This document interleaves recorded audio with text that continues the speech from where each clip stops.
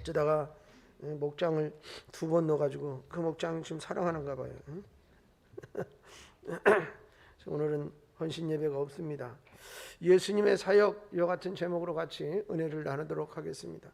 예수님께서 공생의 기간 동안에 하신 일들이 많이 있는데 그 중요한 일들을 꼽으라면 주님께서 집중하신 사역이 바로 가르치시는 일이에요. 그래서 하나님 나라의 복음을 증거하셨고, 그리고 그 다음에는 많은 병자를 치유하셨노라. 오늘 본문이 그렇게 증거하고 있습니다. 곧 말씀, 가르침, 복음 증거, 치유, 이 세 가지가 예수님이 집중적으로 하신 사역 중에 중요한 것이라. 그분은 곧 교사로서 많은 사람들을 가르치셨어요. 그리고 또한 선교사 혹은 전도자로서 말씀을 증거하는 일을 중단하지 않으셨습니다. 그리고 의사로서 사람들을 상담하고 치유하는 일에 집중하셨습니다. 오늘 말씀은 우리에게 이 세 가지를 명확하게 보여주고 있습니다. 그래서 예수님이 이 땅에 뭐하고 사셨는가? 예수 닮기를 우리도 원하는데, 첫째로 예수님은 회당에서 가르쳤어요. 주님은 안식일이면 반드시 회당을 찾으셨습니다. 회당은 지금으로 말하면 예배하는 곳이기도 해요. 그러니까 예배하는데 주님이 게을리하지 않으셨어요. 여러분, 그리고 그곳에서 사람들에게 하나님의 말씀을 가르치셨는데, 주님의 이 가르침은 굉장히 성경에 보면 탁월했다. 그때 사람들이 말한 것 같지 않을 정도로 탁월하셨어요. 그래서 예수님은 탁월한 교사였습니다. 예수님의 가르침이 얼마나 탁월했든지 그 말씀의 가르침을 받은 사람들이 얼마나 놀랐는가 하면, 마태복음 7장 28절로 29절의 말씀에 보면 이렇게 기록되어 있어요. 예수님께서 이 말씀을 마치심에 무리들이 그의 가르침에 놀라니 이는 그 가르치는 것이 권위 있는 자와 같고 그들의 서기관들과 같지 아니함일러라 그랬습니다. 자, 서기관들과 같지 않았다 그럽니다. 서기관들은 누굽니까, 여러분? 바로 율법을 해석하고 가르치는, 연구하고 가르치는 선생님들이에요, 선생님들. 우리식으로 말하면 성경 박사지요. 성경 박사. 지금은 뭐로 말하면 신학대학 교수쯤 될까요? 그리고 그것에 대해서 연구하고 책도 쓰고 가르치고 그러는 무리들. 그런데 저들과 달리 주님의 가르침은 그들의 가르침의 차원과 달랐고 더 권위 있었다라고 말씀을 하고 있어요. 이것이 주님의 가르침이라. 여러분, 교회는 이렇게 예수님의 마음으로 그분의 뜻을 이해하면서 하나님의 말씀을 배우고 가르쳐야 하는 것입니다. 교회는 하나님의 말씀을 배우고 가르치는 곳이기도 하다. 그래서 교회에서 말씀을 듣고 배우고 이러는 것을 싫어하면 교회 체질이 아닌 거예요, 어떻게 보면. 근데 이건 체질이 맞아서 안 맞아서가 아니라 당연히 해야 될 우리의 중요한 과제예요. 그래서 배우고 또 듣고 이렇게 하는 일에 여러분, 이것이 게을러져서는 안 됩니다. 항상 말씀이 있고 이 말씀이 능력이 돼서 나타나야 하는 것이 교회이기 때문에. 예수님께서 지금 말씀을 가르치시는 곳이 어디예요? 회당이라고 그랬어요. 회당. 예수님은 항상 회당을 찾으시고 회당에서 말씀을 가르치셨어요. 물론 회당 밖에서도 제자들에게 가르치시고 하셨죠. 그러나 많은 시간, 그리고 안식일이면 항상 주님은 회당을 찾으셨다. 그리고 그곳에서 사람들에게 하나님의 말씀을 가르치셨습니다. 할렐루야. 그래서 가르치는 일에 최선을 다해야 합니다. 그리고 배우는 일에 여러분은 최선을 다해야 합니다. 우리 교회는 사실 구약시대의 회당과 지금 마찬가지 그런 거예요. 같은 유다. 그래서 우리는 교회를 성전 개념이 아닌, 사실은 어떻게 보면 회당 개념으로 봐야 하는 것이 맞아요. 이스라엘에서 성전은 하나입니다. 곧 예루살렘 성전 하나죠. 그래서 이 성전은 뭐냐면 제사 중심이에요. 제사 중심. 오직 제사만 드리는 곳일 뿐이지요. 그러나 각 지역에는 회당이 따로 있었어요. 남유다가 바벨론에 멸망하고 세계 도처로 흩어지면서 유대인들은 이제 몇 사람만 모이면 거기다가 뭐 했어요?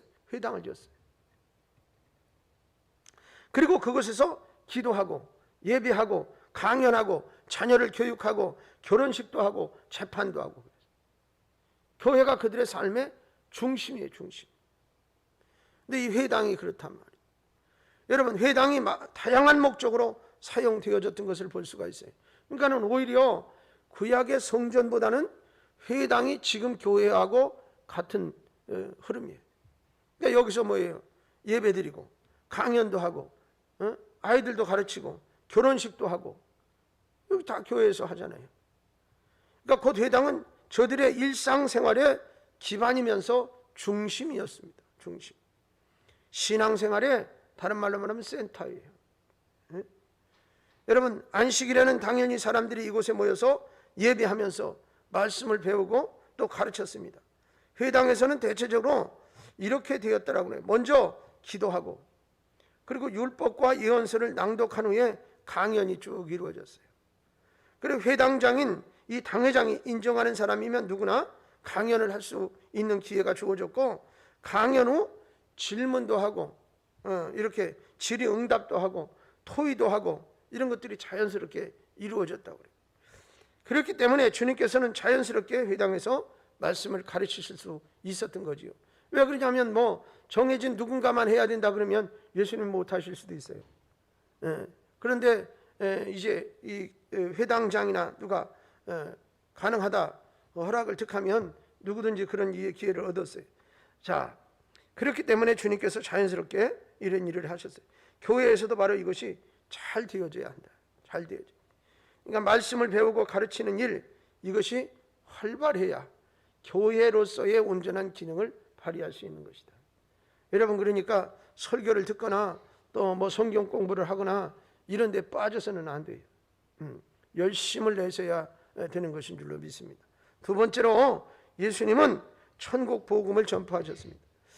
예수님의 사역은 천국 복음 증거, 즉 설교하신 거예요. 설교. 복음 증거는 가르침과 조금 달랐어요. 가르침은 신앙인들이 그리스도 안에서 좀 더 성숙할 수 있도록 복음의 메시지를 충분하게 이렇게 설명하고 이해할 수 있도록 이렇게 발전시켜 나가는 그런 기능이라면, 예수님이 회당에서 하신 일은 주로 가르치는 일이라고 말씀드린 이유가, 구약의 말씀을 잘 아는 유대인들에게 주님은 그 구약의 메시지를 하나님께서 본래 담고 계신 그 뜻을 가르치신 일을 했어요. 그러니까 구약시대 때의 말씀이 이스라엘 백성들에게는 이해가 잘 안 되는 것도 많은 거예요. 그냥 그렇게 하라고 그러니까 그냥 따라서만 하지 그 의미와 깊이와 뜻을 모르고 그냥 따라서만 했다 이 말이에요. 그럴 때 주님께서는 그것을 신약적인 사고 속에 예수님 자신의 말씀의 사역과 대비하면서 그것이 왜 이걸 해야 되는지, 이건 무슨 의미가 있는지 이런 걸 설명을 하시는 걸 가르치셨어요. 하지만 증거, 여기서 말하는 설교는 비기독교인들에게 좋은 소식, 복음을 전파하는 것이었어요. 그러니까 곧 그리스도를 알지 못하는 사람들, 하나님 나라를 알지 못하는 사람들에게 그리스도를 증거하고 복음과 그 나라를 증거하는 것이 집중적인 목적이었다. 여러분, 예수님은 바로 이 일을 하셨어요. 그러니 유대인들이 구약의 말씀을 알지만 그리스도를 알지 못했거든요. 메시아에 대한 기다림은 알고 있어요. 그래서 기다리고 있었어요. 그렇지만 저들은 자기 주관적인 메시아를 기다리고 있었고요. 그 메시아는 하나님께서 보내시고자 하는 메시아와는 전혀 상관없는 자기들 생각 속에 갇혀있는 이상적인 그런 메시아관을 가지고 그것을 기다리고 있어요. 다시 말하면 그들이 어떻게 정치적으로 식민지 삶을 사니까 얼마나 자유가 그립겠습니까? 우리도 일제 시대를 경험해서 우리가 직접 경험하지 못했지만 그때 내용들을 듣고 또 어느 정도 자유를 압박당하고 그걸 뺏겼는지, 그런 삶에 대해서 우리가 어느 정도는 더 다른 나라보다 접근을 빨리 할 수 있게 되잖아요. 그런 거예요. 그리고 이제 그 정치적 폭압 속에 쭉 하고 일하면 다 뺏어가고, 여러분 보니까 뭐 어디 지난번에 어느 교회를 갔더니 그 교회도 이제 그 김제가니까 뭐 김제가 아니라 거기 금성교회라고, 근데 그 기역자 교회로 지금도 유명하다고 그러는데, 교회를 기역자로 지은 이유가 있잖아요. 그냥 강대상이 이게 코너에 있는 거예요. 그리고 이제 기역자로 남자 여자가 분리돼서 따로따로 들어가야 되고, 서로 다 남녀 7제 부동석이니까, 그래서 다른 이렇게 못 만나게 하고, 그 다음에 강대상 가운데도 휘장을 이렇게 양쪽으로 쳐서 서로는 못 보게 하고, 목사님은 양쪽으로 다 보고 신도들도 다 볼 수 있는 그런 구조인데, 거기에 이제 종이 있었는데 그 종을 어떻게 일제시대 때 공출이라고 그래갖고 뺏어갔다는 거예요. 그게 그냥 종이냐고. 예. 외국의 선교사들이 그걸 말이지 그냥 저 본국에서 헌금 걷어가지고 그렇게 해서 만들어 놓은, 그게 국보급이에요. 어떻게 보면 우리 기독교 보물이라고. 그것도 일본 놈들이 다 뺏어가가지고 그걸로 총알 만들어가지고 말이 이놈 저놈 죽이는 일에 썼다고. 그러니까는 그게 얼마나 그때 어려움을 겪었겠어요.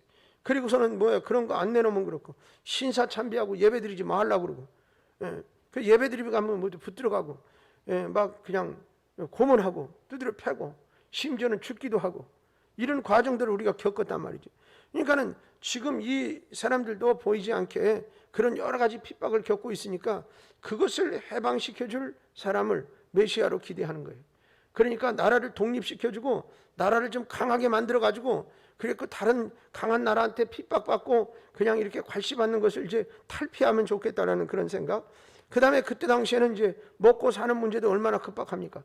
그러니까 배불리 먹을 수 있는 거, 이런 거에 대해서 여러분 얘기하는 거예요. 그런데 이런 주님을 기다렸어요. 그런데 주님은 그리스도를 선포하셨어요. 그리고 그분으로 인해서 하나님의 나라를 증거하셨다, 그 말이죠. 예수님의 비유 가운데 상당수가 뭐냐? 천국에 관한 말씀이에요. 비유로 설명하셨지만 거의 대부분이 천국에 대한 얘기를, 그러니까 우리식으로 표현하면 이런 거예요. 제대로 말하면 못 알아들으니까 무식해서 비유로 들은 거예요. 그렇게 생각하면 돼. 뭐 비유가 대단하다고 그렇게 무슨 뭐 그러면서 무슨 뭐 신천지 애들은 뭐 비유 아니면 뭐 말씀을 안 하셨다는데, 웃기는 짜장 같은 소리 하고 있지 말라고 그래. 신하고 알지도 못하는 사람들이. 예? 여러분 직접 말하면 못 알아들으니까 그림 그려가면서 설명한 거예요. 지금 우리가 그림 그려가면서 설명해서만 다 알아듣는 거냐고. 여러분 그러니까 거기 주님께서 그렇게 말씀하실 때 보면 대표적인 예가 마태복음 13장에 나오는 여러 가지 비유가 있지요. 그때 뭐예요? 씨 뿌리는 비유, 겨자씨 비유, 누룩 비유, 가라지 비유, 밭에 감추인 비유, 그리고 진주 장사에 대한 비유, 그물 비유 등. 그러니까 이 마태복음 13장에 가장 많은 비유가 나오기 때문에 비유장이라고 말하기도 해요. 예. 그런데 이런 이제 그것과 또한 25장으로 넘어가면 또 다른 비유가 나오는데 거기도 다 천국에 관한 거예요. 뭐예요? 열처녀, 달란트 비유, 양과 염소의 비유 등 비유가 등장을 해요. 다 이게 천국에 대한 이야기를 간접적으로 그렇게 설명하셨죠. 이 비유의 말씀을 잘 듣지 못하는 자들에게 깨닫게 하려고. 예. 여러분 듣지 못하는 사람들은 아예 그 의미를 알지 못하도록, 예. 또 어떤 때는 증거하셨어요. 그러니까 우리식으로 하면 비밀스러운 것도 있는 거예요. 뭐 여러분 이제 초대교회 시대 때뿐만 아니라 로마의 포갑 앞에서 그들이 괴로움을 당할 때 서로 다 그리스도인이라는 표시를, 물고기를 그리면 서로 다 물고기 표시를 하면 땅바닥에다가 뭐 그림을 발끝으로 그리든지 그리면 나 그리스도인이라는 표시가 되고, 상대방도 알아보고 서로 다 예우를 갖추고 눈빛으로 이렇게 교환하고 그랬을 만큼 비밀스러운 것이잖아요. 여러분 그런 때도 있었어요. 근데 유대인들은 주님께서 보시기에 거의 불신자나 다름없는 사람들이었거든요. 예?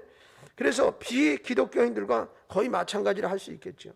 그러한 저들에게 복음을 증거하신 거예요. 바로 전도의 사역이요 선교의 사역이라, 지금의 상황으로.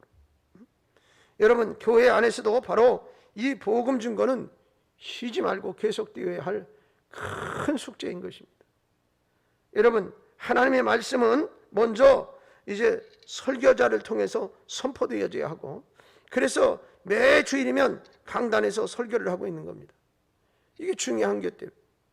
여러분 그런데 이 설교는 사실 증거와 가르침의 같은 혼합형이라 할 수 있겠어요. 응? 예배 시간에 모인 성도들은 초신자들도 물론 좀 있지요. 예, 그러나 대부분 그리스도에 대해서 어느 정도는 알고 믿는 사람들로 구성되어 있잖아요. 하나님의 말씀을 가르치면서 증거되고 있는 것입니다. 그래서 그러기에 설교를 통해서 여러분은 가르침을 받는다. 그러면서 또한 알지 못하던 부분을 새롭게 듣고 깨닫고 적용하며 살아갈 수 있도록 하는 것이다. 여러분 교회는 오직 그리스도를 가르치고 그리스도를 증거하는 일에 집중해야 하는 것입니다. 교회는 세상 지식과 세미나를 전하는 곳이 아니에요. 그래서 건강의 비결, 성공의 비결, 이러한 것들은 세상 어디 다른 데서 들을 수 있으면 들으면 좋아요. 하지만 세상에서 들을 수 없는 것이 있습니다. 복음입니다. 복음. 하나님의 나라, 하나님의 사랑, 하나님의 용서와 구원, 여러분 생명, 천국, 이건 교회에서만 들을 수 있는 것이라. 이것은 교회가 아니고서는 듣기 어려운 내용들이죠. 여러분, 교회는 바로 이 복음을 외쳐야 하는 곳임이 분명한 것. 이 사명을 잃어버리면 교회는 어떻게? 그냥 건물이에요. 그냥 세미나실이에요. 교회가 교회로서의 사명을 다해야 교회인 줄로 믿습니다. 그러니 설교는 듣기 싫어도 들어야 된다. 여러분, 안 들어서는 안 되는 것이에요. 그게 주님의 사역의 핵심이에요. 세 번째로 예수님은 치유 사역을 하셨어요. 이 사역이 치유 사역은 주님은 말씀을 증거하시고 가르치는 가운데 반드시 병자들을 치유하시고 회복시키는 일도 하셨습니다. 주님의 말씀을 듣기 위해 나온 사람 가운데 병든 사람들, 또 귀신 들린 사람들이 많이 있었어요.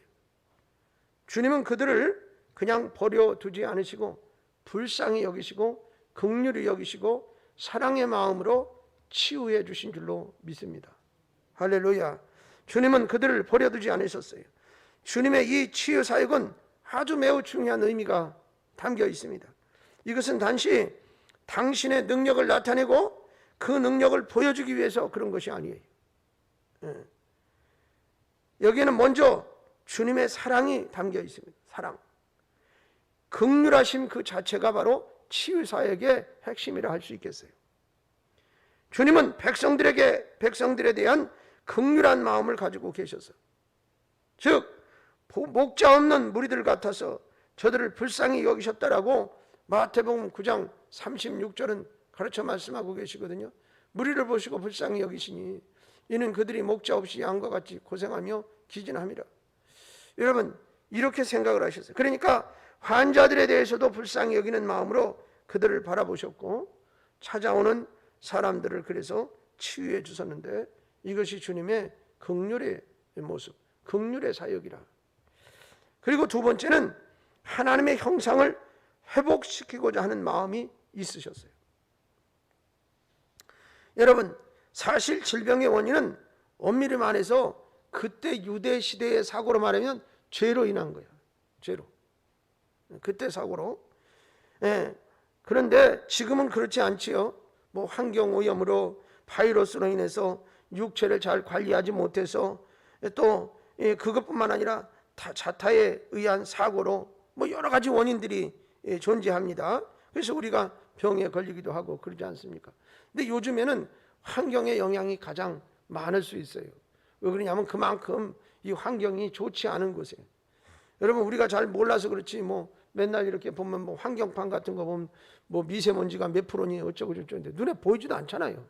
근데 그게 사실은 어떻게 우리 호흡기를 통해서 우리의 폐를 망치고 또 모든 질병의 원인이 되기도 하고 그렇습니다. 여러분, 자동차가 많으면 막 달리면 타이어가 달면서 다 분진이 날리는 거예요. 여러분, 저는 깜짝 놀란 게 이 병정은 그렇지 않을 거라고 생각했는데, 보면은 건물 보세요. 우리가 건물 여기 새로 짓고서는 3년도 안 됐는데 벽면이 새카마요. 그때는 건물들이 이렇게 많지 않았어요. 그럼에도 불구하고 새카마. 그러니까 그 공기 중에 날아다니는 그런 분진이 그렇게 더럽고 안 좋은 거죠. 근데 여기보다 안양만 넘어가면 더해요. 여러분은 뭐 전철 한번 타고 가보세요. 수원에서 마시는 공기와 안양 넘어가면서 마시는 공기가 달라요. 못 느껴지면 그냥 어쩔 수 없고. 서울을 한번 나들이 하고 집에 돌아와서 세면대에서 세수해 보세요. 물이 시작하마요. 그러니까 얼굴에 전체 그래. 요즘에 그래도 마스크 쓰고 다니는 거 다행이야. 그러니까 마스크가 아주 그냥 참 답답하기도 하고 뭐 이런 것 같지만, 그러나 이것으로 인해서 우리가 아마 한 2, 3년은 더 살는지도 모르겠어. 그렇다면 쓸만하잖아요. 그러니까 이게 손해만 되는 게 아니고 유익도 있어요. 유익도.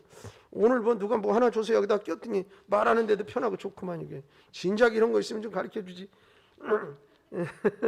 저는 마스크를 쓰고 말을 많이 하기 때문에 이게 뭐 침도 튀고 그러잖아요. 그러니까 일회용밖에 쓸 수가 없어. 그래서 저는 뭐 이렇게 소독제 뿌리는 게 있어서 갔다가 마스크 쓰고는 꼭 뿌려서 걸어놨다. 그래도 한 번 쓰고는 너무 아깝잖아요. 그러니까 뭐 한 두 번도 쓰고 세 번도 쓰고 빨아 쓰는 거는 자주 빨아야 되고 뭐 이제 그런 경우가 있는데 어쨌든 이 마스크를 자꾸 쓰니까 그러다 보니까 이제 공기 중에 이 어느 정도 그래도 이제 걸러주는 역할을 하게 된단 말이죠.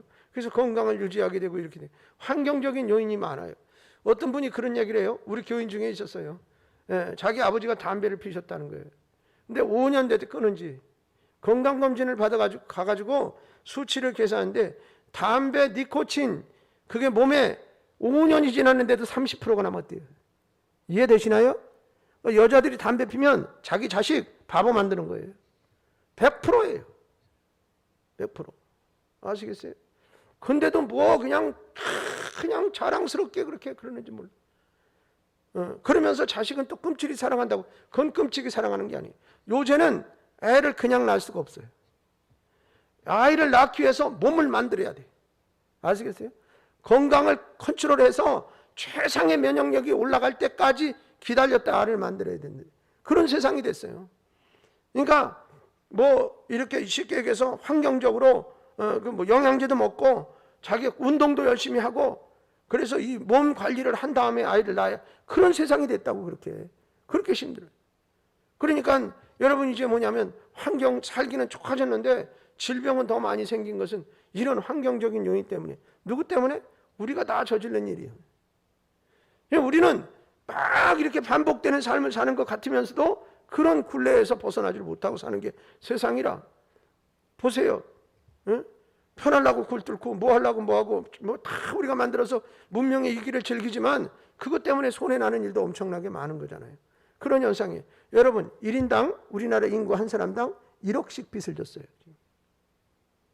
나라 망하기 위기 직전이에요. 여러분 아무 생각 없이 그냥 돈 주면 받는 게 문제가 아니에요. 지금 제가 얘기하잖아요. 폭탄을 들고 무슨 오락게임 같은 거 할 때 보면 이렇게 들고서는 막 무슨 말하고 이렇게 돌려주고 무슨 말하고 돌려주고 지금 정권이 내 때 터지지만 않으면 되는 거 돌려주는 거예요. 예? 여러분 돈 20만 원 10만 원 받는 게 문제가 아니에요. 지금 여러분 민주당에서 젊은 36살 먹인 사람이 대표로 뽑히는 거 봐요. 정치에 신물이 난 거예요. 지금 누구든 다 싫어요. 별로 안 좋아요. 난 국회의원 국자 만들어도 싫어. 민주당이고 뭐 국민당이고 아무것도 다 필요 없어. 다 싫어. 하는 거 보면은 정말 어떻게 저런 생각을 가진 사람들이 국회의원을 하고 대통령을 하는지 이해가 안 돼. 그런데 중요한 건 국민들도 똑같아. 그게 이해가 된다는 사람이 많으니 나라가 미쳤어요. 사고력이 잃어버려졌어. 중심을 잃었다 이 말이에요. 중심. 그러니까 뭐가 뭔지도 모르고 살아요. 그리고 국회에서는 계속 안 좋은 법을 계속 이만해. 반대하면 또 갖다 놓고 반대하면 또 갖다 놓고. 아주 이름을 외웠어. 이상민 의원. 우리 교회 이상민 권사님도 있는데. 그런 사람은요 다선 의원이기도 해. 그런데 무슨 그냥 뭐 국가보안법 폐지, 성평등 추진, 무슨 뭐 별시한한 거. 아니 나라를 망치는 법만 갖다가 만드는 게 국회의원이냐고. 민생을 편안하게 해줘야 되는데 이런 얘기 하지 말아야 되는데 참 답답하네. 그러니까 여러분 우리가 한 실수를 우리가 되받는 거예요.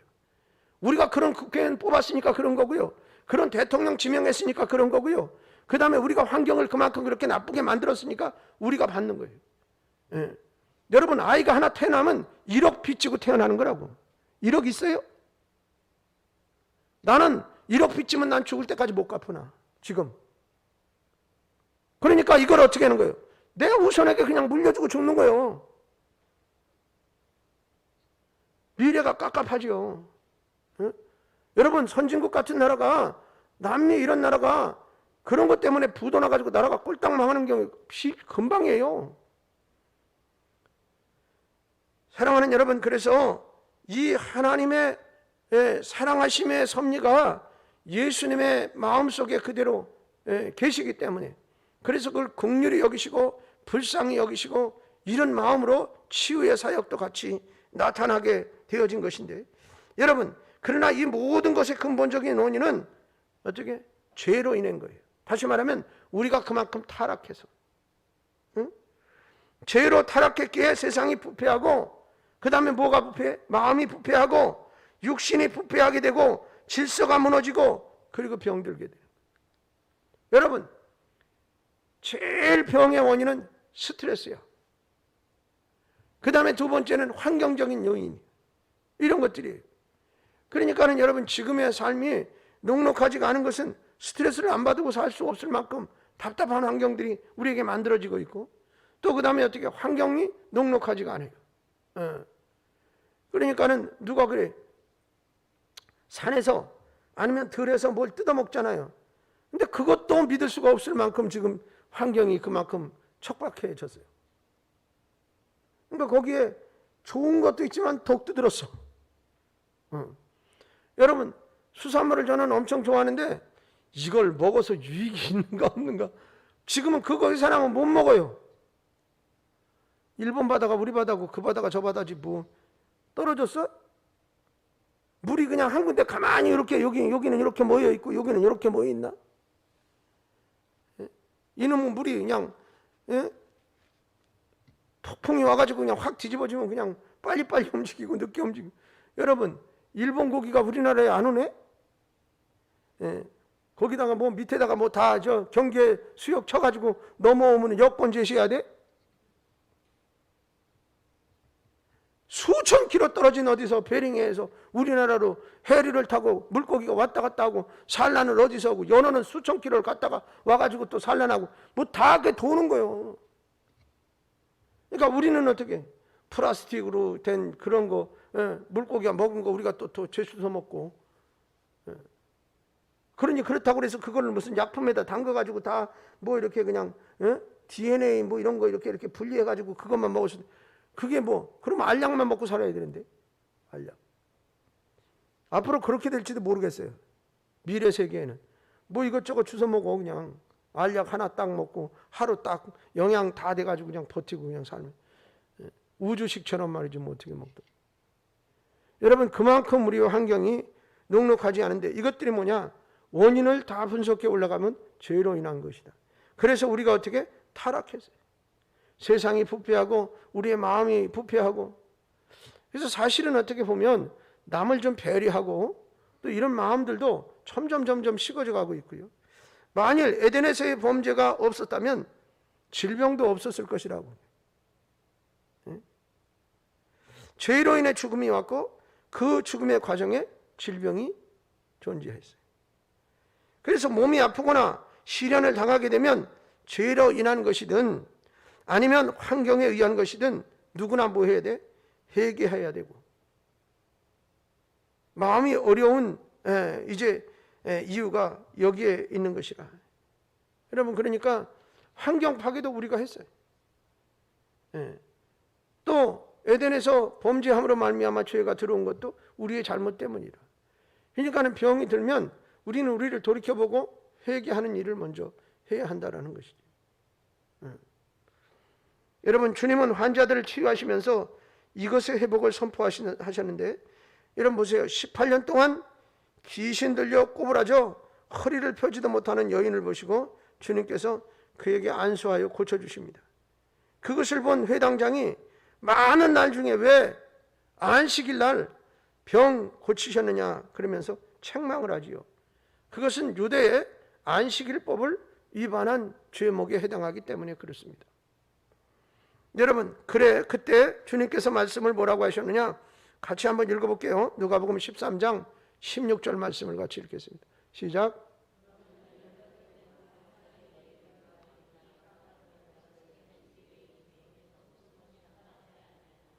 자, 여러분, 아브라함의 딸이라 그렇게 말씀하셨어요. 이게 주님이 하시는 말씀의 핵심을 잘 보셔야 돼요. 아브라함의 딸. 이건 뭘 말하느냐? 하나님의 형상을 가진 사람이다 라는 의미예요. 하나님의 형상을 가진. 그러니까 그 형상대로 회복시키는 것이 맞지 않냐? 라고 지금 얘기하고 묻고 계세요. 여러분, 치유 사역의 핵심이 무조건 병든 것을 고쳐주시는 것보다는 하나님은 영적으로 보셔서요. 이것은 뭐예요?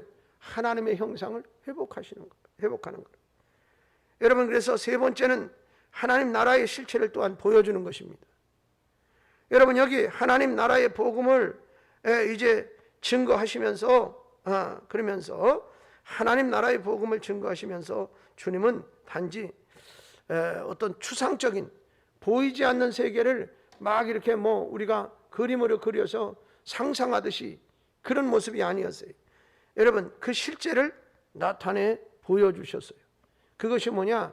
병든 자는 치유함 받아서 하나님의 형상을 회복하고 영원히 병들지 않고 행복한 삶을 사는 모습이 천국의 한 모습이라. 그 실제를 하나님은 이제 예수님을 통해서 우리에게 보여주시는 거예요. 여러분, 예수님의 이적이 다 그렇습니다. 예수님의 이적을 신학용어로 비유행위라 이렇게 표현하고 설명을 합니다. 그래서 예수님께서 천국에 대해서 비유로도 말씀하지 않으셨어요. 그래서 이것은 천국을 쉽게 설명하기 위해서 그래서 이렇게 비유로 설명하시고 말씀하셨던 거예요. 그러면서 그 천국이 어떠한지를 보여주기 위해서 주님은 많은 이적을 이 땅에서 행해 주셨던 것이지요. 특별히 예수님의 이적 가운데 치유의 이적이 가장 많았습니다. 그것은 그만큼 하나님의 형상을 회복하는 것이 얼마나 중요한 것인가를 보여주시기 위한 하나의 이제 행동 또 행위였습니다. 여러분, 교회 안에서도 이 치유가 이루어져야 하는 줄로 믿습니다. 특별히 말씀을 통해서 그리스도를 통해서 우리의 영적인 치유, 즉 내면적인 치유가 먼저 일어나야 됩니다. 여러분, 그리고 그 다음에 육신의 회복도 아울러 일어나야 하는 줄로 믿습니다. 할렐루야. 그러니까 교회에서 여러분 상처받은 사람들이 와서 하나님의 말씀을 듣다 마음이 평안해지고 또 실질적으로 육체의 질병을 가진 사람도 말씀을 듣다 기도하다 찬송하다 여러 가지 상황 속에서 치유함 받는 경우가 얼마나 많습니까? 근데 이건 믿음과에 관련된 그런 어떤 내용이기도 해요. 목사가 유능해서라기보다는 우리들의 믿음에 관련된 내용과 같아요. 그럼 제가 중국 가서 또 아니면 대만이나 이런 데 가서 그리고 시골 같은 데 가서 이렇게 집회하면 그런 역사가 현장에서도 막 일어나요. 그러니까 막 환상을 보고 그저 방언을 막 말하고 그 다음에 아팠던 사람이 벌떡 일어나고 그러니까 거기 있는 사람들이 자기들하고 같이 신앙생활을 하는 교인 중에 아픈지 다 알아. 다 뭐 어떤지 알아. 근데 그 현상을 보면서 그냥 믿음이 갑자기 급성장하게 되죠.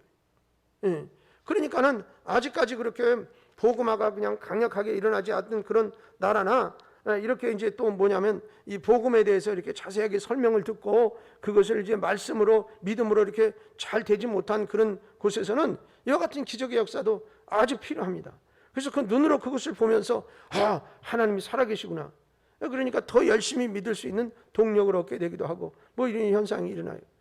전에도 말씀드렸습니다. 어느 교회 금요 집회에 갔다가 이제 얘기하는 거예요. 그 목사님이 그렇게 얘기하세요. 뭐라냐면 지금 이 사람이 병원에 갔었는데 무슨 종양이 발견돼 가지고 그래 가지고 이게 암인지 암이 아닌지는 아직 모르는데 내일 이제 그 병원에 가게 월요일 날 병원에 가게 생겼대요. 그래서 그날 거기서 이제 그걸 다 이렇게 이제 샘플을 채취하겠죠. 그래서 종양인지 아닌지 이걸 이제 정밀 검사를 해가지고 근데 불안해가지고 막 암이면 어떡하나 그냥 막 무서워가지고 막 그러고 있는 실정이라고 그래요. 그래서 그냥 기도를 특별히 해달라고 그래서 같이 이제 이렇게 하고서는 다 기도했어요. 제가 이제 안수하면서 기도했더니 담임 목사님도 와서 같이 손 얹고 기도하고 그리고 기도했는데 여러분 월요일 날 전화 왔어요. 그 있던 종양이 없어졌다는 거예요. 아직 채취를 할 수가 없어졌어. 그러니까 여러분 그냥 막 펄펄 뛰면서 전화를 하면서 막 울더래요. 그냥 얼마나 불안했겠어요. 젊은 사람인데 40대 초반이더만. 그러니 얼마나 불안하고 그랬겠어. 그런데 없어졌다고 그러면서 하나님께서 치료해 주셨다고 본인도 그렇게 그분 집사님인데 그분한테 얘기를 했더니 그냥 병원에서 말이지 전화하면서 막 울더니 그냥 하나님이 치료해 줬다 그러니까 부끄러운지도 모르고 사람들 잔뜩 있는데 할렐루야 그랬대나 뭐 그러면서 자랑을 하면서 목사님 고맙다고. 고마울 게 뭐 있어요? 제가 뭘 한 게 있다고. 그러니까 그분의 믿음이요. 그분이 그만한 열망을 가지고 있고 또 그 교회의 간증거리가 되잖아요. 그분이 벌써 그래서 교인들하고 그렇게 이런 상황이 벌어졌으니 기도하자고 얘기했을 텐데 그날 그렇게 돼가지고서는 본인이 와서 깨끗하대 아무것도 없대. 그럼 사람들에게 어떻게 믿음의 증거가 되잖아요. 여러분 이런 일들이 교회에서 일어나면 또한 우리의 믿음을 한 번 더 각성시켜주는 그런 계기도 되고 그런 것입니다. 여러분 눈에 보이지 않는 것이 더 귀하다는 사실은 아시죠? 지금 우리는 산소를 호흡하고 있습니다. 보이지는 않잖아요. 그래서 제가 어디 가서 이렇게 보니까 산소를 공급해주는 기계가 있더라고요. 병원에도 가보면 산소 이렇게 해주는 기계 같은 게 있어요. 급하면 갔다가 저도 한번 마스크 썼었는데 산소 마스크. 근데 그걸 보급해 주는 게 있어요. 제가 이런 생각을 했어요. 야, 교회에다 저걸 설치하면 좋겠다. 그래서 교회에서 여기 산소가 이렇게 풍부하게 나오면 성도들이 쾌적한 환경 속에서 은혜 받는데 참 좋겠구나. 그래서 물어봤더니 상당히 비싸대요, 장로님 그거. 좁은 공간에 이렇게 하는 거하고 이 넓은 공간에 그 산소를 뭐 하려면 뭐 만만하지 않대. 제가 보니까 한 뭐 2, 3천만 원 이상 들어야 그 기계가 설치되고 여기 산소가 공급이 될 수 있도록 그렇게 되어 있더라고요. 그래서 아이고 뭐 그러지 않아도 뭐 여기 다 이제 뭐 공기 중에 산소가 다 있는 건데 그걸 뭐 임의로 꼭 설치해야 되나. 그리고 이제 제가 포기를 했습니다만 또 어디 보니까는 뭐 산소를 발생해 주는 기계가 있다고 그걸 사라고 저한테 연락 온 분이 있어요. 그러면서 그분이 뭐라고 그러냐면 아유 그걸 켜놓고 자고 나니까 아침에 머리가 빨가요. 뭐 이러면서 막 또 그런 얘기를 하시는 분들이 있는데 여러분 공기 중에 산소가 있고 우리는 이것을 호흡하지 않으면 못 살아요. 근데 보이지 않잖아요. 근데 이거보다 귀한 게 어디 있어요? 사실 그렇지 않습니까? 고산지대 가면은요, 다 그 지역에 집집마다 다 산소통이 있어요. 산소통. 그러니까 이렇게 조그만 뭡니까 소화기보다 더 적게 생긴 그런 거에 산소가 압축돼 가지고 들어 있어요. 그러니까 잘못하다 고산병이 걸리거나 아니면 뭐 좀 머리가 어지럽거나 그럴 때는 그걸 빨리 대 가지고서 산소를 호흡해야 되는 거예요. 그러니까 집집마다 그걸 가지고 있어요. 해발 한 3,000m 이렇게 넘어가는 데는 그걸 구비하고 있더라고요. 근데 어려서부터 거기서 태어나가지고 거기서 산 사람들은 죄송하지만 거기 적응하고 살아요. 우린 가서 어려워요. 왜? 그 사람들은 우리보다 심장이 2배나 크답니다. 태어날 때부터 크게 태어나는 거예요. 거기 환경에 적응하고. 참 하나님이 아주 신묘막측해 진짜로 어떻게 보면. 그러니까 거기 사람들은 그게 달라요. 그래서 제가 중국 갔는데 보니까 중국의 올림픽 선수촌이 해발 3,200m 고지에 있어. 그러니까 여러분 밑에서 있던 사람들이 산소가 부족한 곳에서 막 뛰는 거예요. 그냥 뛰다니고 막 그러다가 산소가 많은 곳에 대해서 뛰면 얼마나 잘 뛰는데. 그러니까 그런 훈련을 거기서 시켜요. 그러니까 중국이 인구도 많아가지고 뭐 그 많은 중에서 선수를 뽑아내서 또 막 훌륭한 사람도 있지만 그러나 그런 곳에서 훈련시키는 거 보고 깜짝 놀랐어요. 뭐 산꼭대기에 건물이 아주 큰 산게 있어서 저건 뭐냐니까 저게 올림픽 선수촌이래. 그게 왜 저기서 훈련시키냐니까 저기서 뛰어야. 우리는요 해발 3,200m 가서 여러분들이 걸어보거나 뛰지 않았으면 말하지를 말아요. 죽는 줄 알았어. 그냥 살살 걸어다닐 땐 별로 감각이 없고 그 다음에 어쩌다가 머리가 갑자기 띵 했다가 그러니까 머리가 편안하지가 않아. 뭔가 지금 그냥 뭐 미열이 있는 것처럼 감기 증상이 있는 거 그냥 띵 하고 좀 기분이 별로 좋지를 않아. 그런데 아침에 일어나가지고 아무것도 모르고 오토바이 시동이 안 걸린다고 오토바이 옛날에 시동 안 걸리면 밀었잖아요. 그 생각하고 밀었다가 아주 죽는 줄 알았어요. 밀 때는 그냥 정신없이 막 밀어서 딱 놓는 순간에 숨이 이러고 들여 마셔지지 내쉬어지지 않는 거야. 그러면서 가슴에 갑자기 통증이 찌릿하고 와요. 아, 이러다 죽는 거구나. 근데 선교사님 말이 걸작이야. 산소통 있던 거 시골로 내려보내서 없어요. 그러니까 빨리 숨 쉬래. 숨이 쉬어져야 쉬지. 그랬더니 와가지고 이렇게 고개를 이렇게 뒤로 제치더니 등짝을 막 때리시더라고. 어떻게 하다가 숨이 내줬어요. 야, 그러고 나서는 방에 들어가서 가만히 앉아있어. 움직이기가 싫더라고. 근데 거기 사람들은 늘 거기서 살아버릇해 가지고요. 그게 심장이 우리하고 좀 다르대요.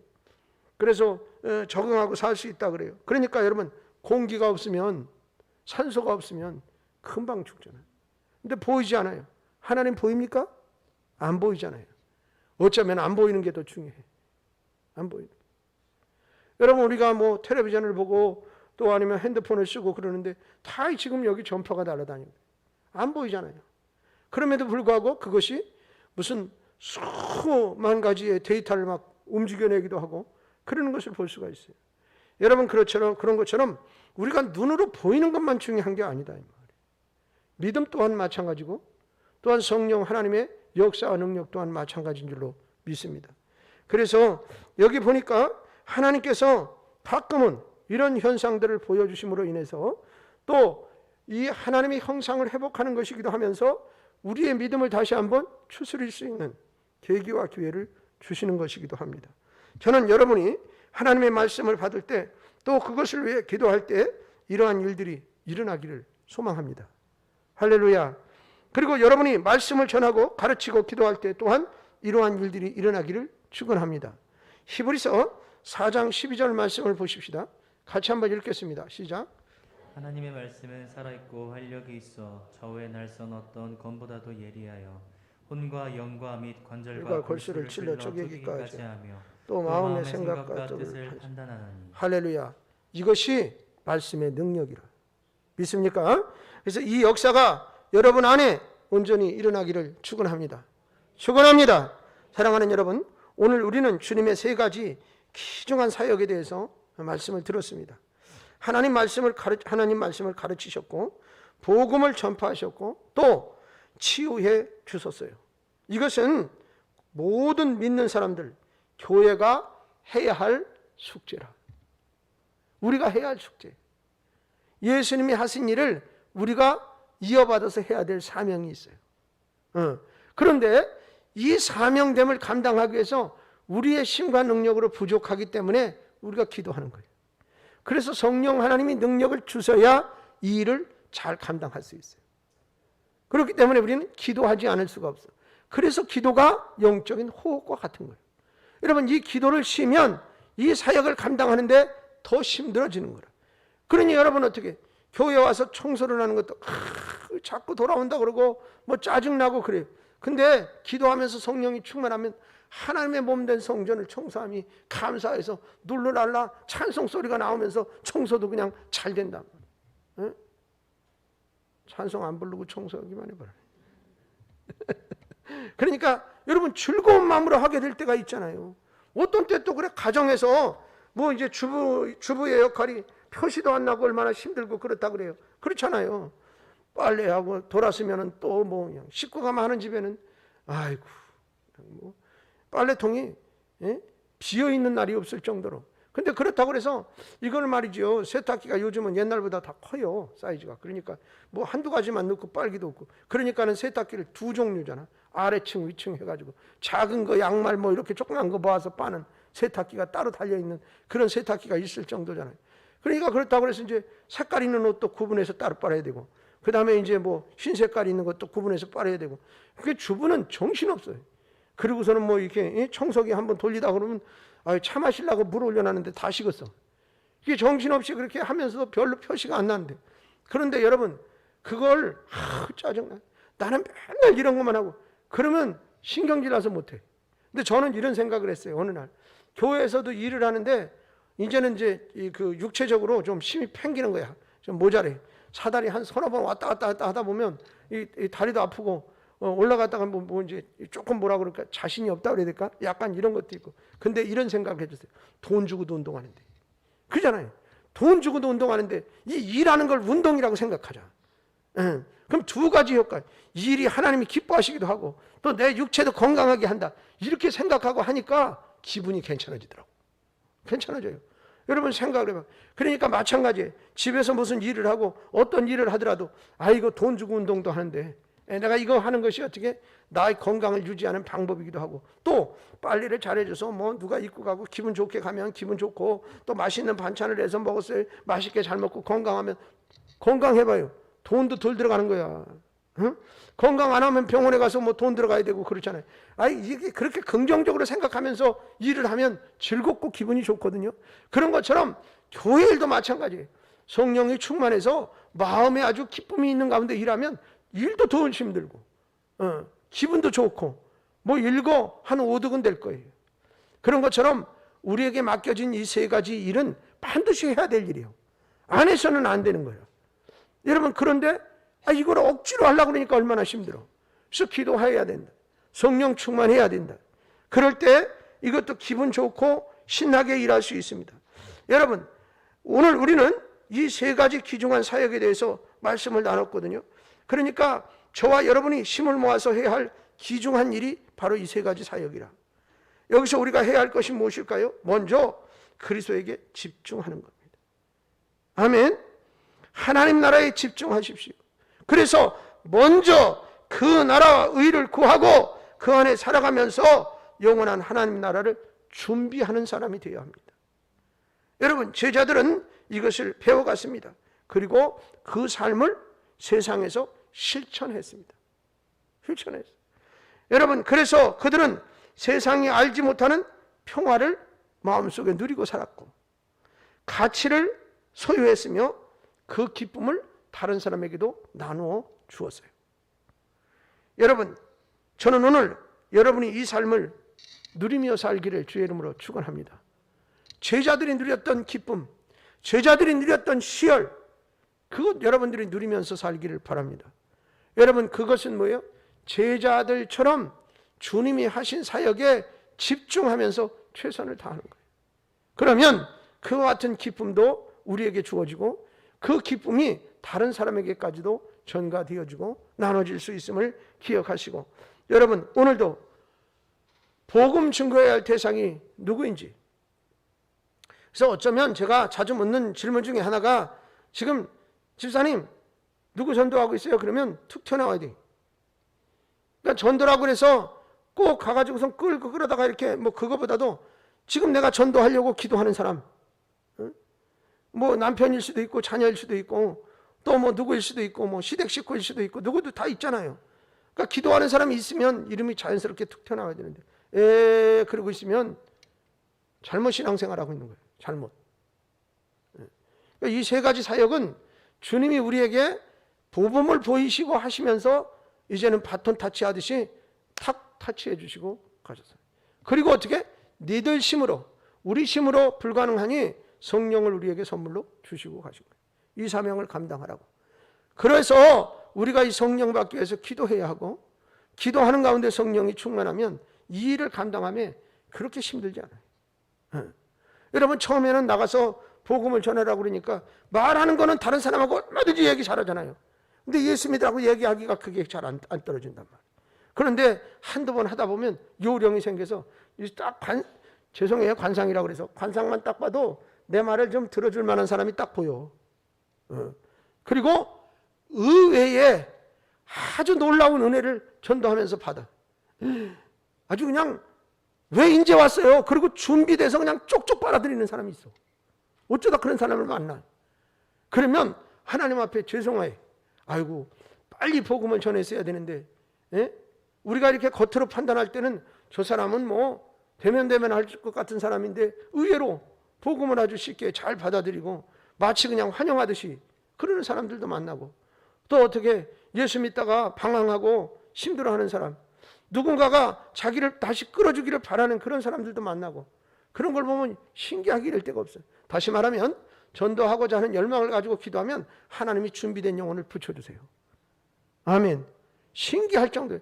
그래서 여기 지금 있는 이 세 가지 사역은 하면 할수록 우리의 믿음이 자라. 우리의 믿음이 자라. 그러니까 하나님이 우리를 한없이 기뻐하신다. 이와 같은 사역을 감당하여서 하나님, 제자들이 누렸던 그 기쁨이 여러분의 것이 되어지시기를 다시 한번 주님의 귀하신 이름으로 축원합니다.